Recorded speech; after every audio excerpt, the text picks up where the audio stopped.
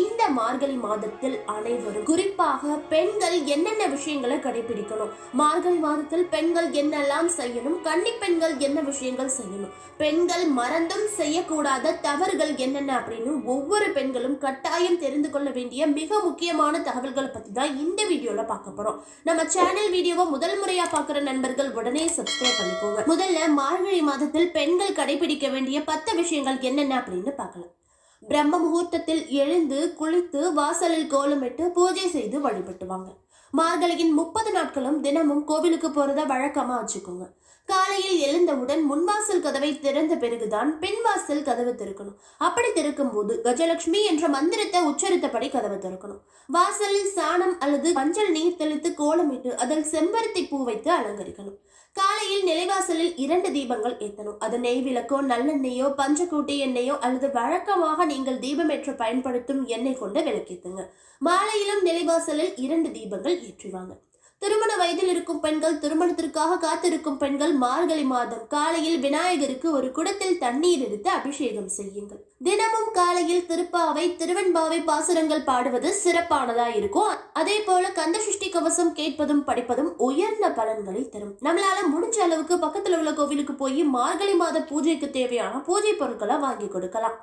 வீட்டில் தினமும் பிரம்ம முகூர்த்த நேரத்தில் தீபமேற்றி வழிபாடு செய்யலாம். மார்கழி மாதத்தில் பெண்கள் தவிர்க்க வேண்டிய செய்யக்கூடாத விஷயங்கள் என்னென்ன அப்படின்னு பார்க்கலாம்.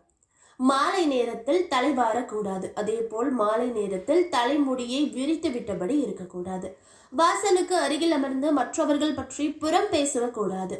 இது வீட்டிற்குள் லட்சுமி தேவி வருவதை தடை செய்யும்.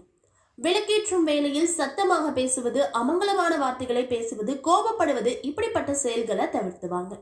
மார்கழி மாதத்தில் அசைவம் சாப்பிடுவதை தவிர்த்துக்கோங்க.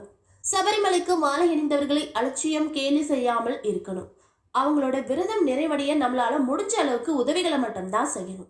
பிரம்ம முகூர்த்த நேரத்திற்கு பிறகு தூங்கக்கூடாது. புது வீடு குடி போவது, பால் காய்ச்சுவது, வீடு காலி செய்வது போன்ற வீடு தொடர்பான எந்த விஷயங்களையும் செய்யாதீங்க.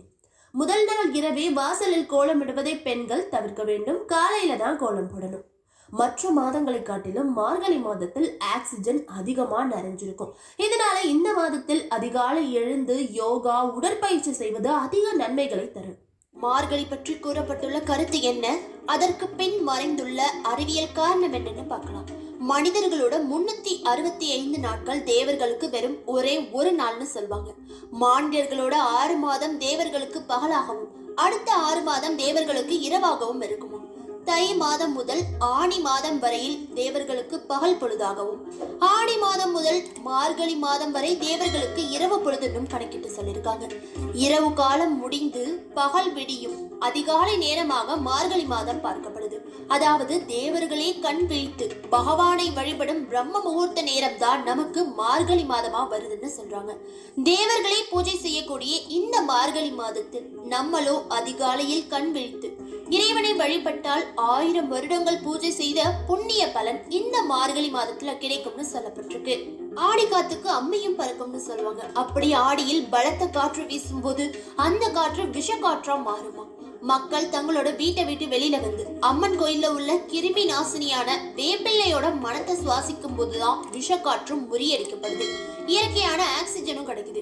இதே மாதிரிதான் புரட்டாசி மழை காலங்கிறதால மக்கள் தங்களோட வீட்டுகளிலேயே இருந்து சத்து மிகுந்த காய்கறிகளை படைத்து பெருமாளை வழிபடுறாங்க. இந்த மாதத்துல காய்கறிகளோட சத்தும் துளசி தீர்த்தமும் நம்ம உடலுக்கு தேவையான ஆரோக்கியத்தை கொடுக்குது. இதுதான் இந்த 2 மாதமும் இறைவனை வழிபட்டு விரதம் இருக்க ஆன்மீகவாதிகளால் மறைக்கப்பட்ட அறிவியல் காரணங்கள். சரி, இப்ப நம்ம மார்கழிக்கு வருவோம். தேவர்களே இறைவனை பூஜை செய்யக்கூடிய மாதம் மார்கழின்னு சொல்றாங்க.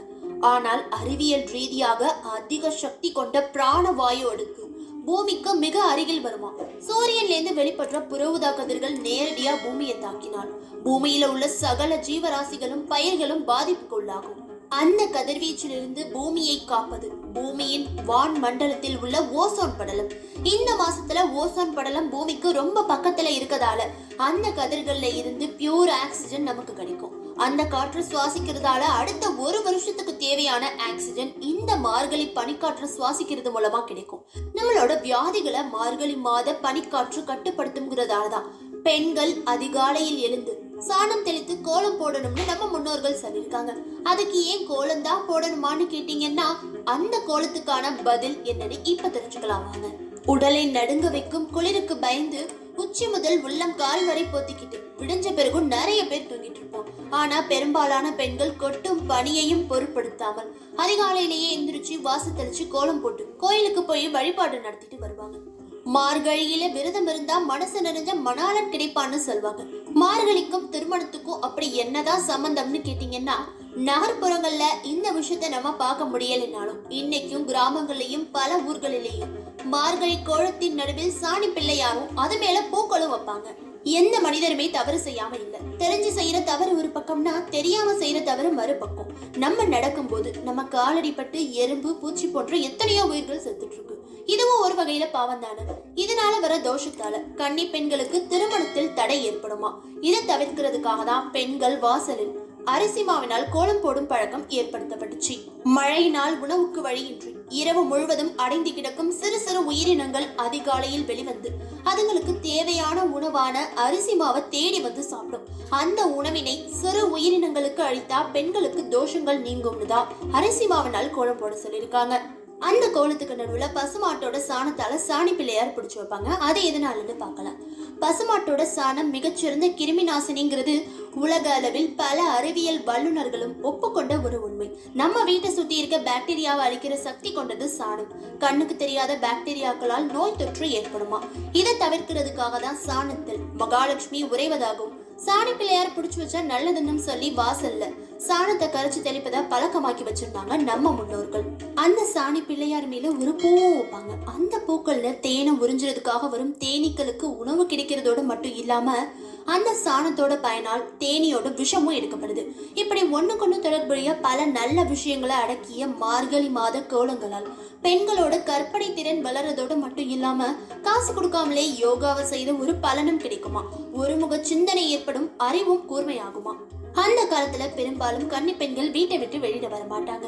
அதிகாலையில கோலத்து மேல இருக்க பூவை பார்த்துட்டு இந்த வீட்டுல திருமணம் ஆகாத ஒரு கன்னி பெண் இருக்காங்கிறத உணர்த்துற விதமா அதை பாக்குற அந்த ஊரை சேர்ந்தவங்க அந்த பெண்ணை பெண் கேட்டு போறதால சீக்கிரமே திருமணம் நடக்கும்னு ஒரு கோலத்திற்கு பின்னாடி ஒரு பெண்ணோட வருங்காலத்தையே முடிவு பண்ணிருக்காங்க நம்ம முன்னோர்கள்.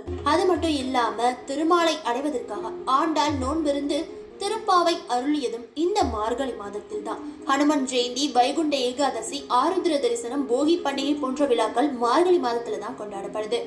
ஆன்மீகமும் அறிவியலும் வெவ்வேறு துருவங்கள் என்பது போன்று தோற்றத்தை கொடுத்தாலும் பல விஷயங்கள்ல ரெண்டும் ஒரே கருத்தை கொண்டு ரயில் தண்டவாள கம்பிகள் போல இணைந்து பயணிப்பது இந்த ஆடி, புரட்டாசி, மார்கழி மாதங்கள்ல நிரூபணமாகிட்டு தான் இருக்கு. இந்த வீடியோல மார்கழி மாதத்தில் பெண்கள் கடைபிடிக்க வேண்டிய முக்கியமான விஷயங்கள் என்னென்ன, பெண்கள் தவிர்க்க வேண்டிய விஷயங்கள் என்னென்ன அப்படின்னு மார்கழி மாதத்தின் வரலாறு என்ன அப்படின்னு தெரிஞ்சுக்கிட்டோம்.